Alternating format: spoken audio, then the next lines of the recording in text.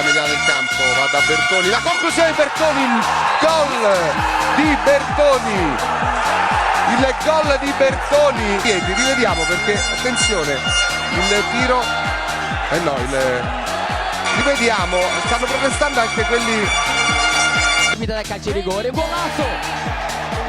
Grande Gigal! Bertoni, golazo!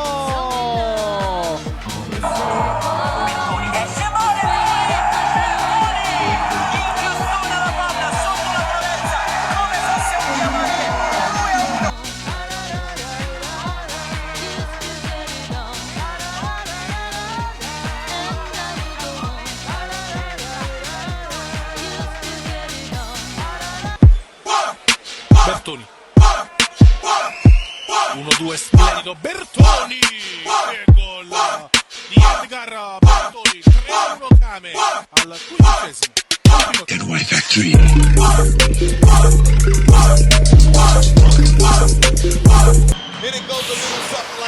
Palla per Bertoni, al volo Bertoni! Sotto una volea al volo spettacolare sotto l'incrocio dei pali.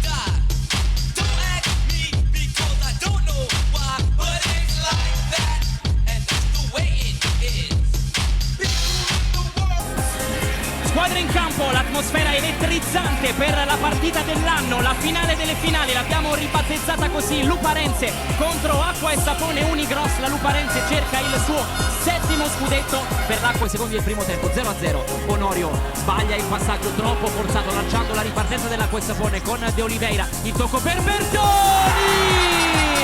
che la sblocca. Edgar Bertoni, il gol dell'ex, l'Acqua e Sapone avanti 1-0. Lo vedete da questo replay è perfetto, come segue tutta la squadra. Jonas scarico sul compagno, va a prendersi la profondità portando via Taborda e lì rimane quello spazio libero dove Lara forse doveva ricucire più rapidamente, ma Bertoni è andato nel posto giusto al momento giusto. Un giocatore così sa dove deve farsi trovare in occasioni di queste partite.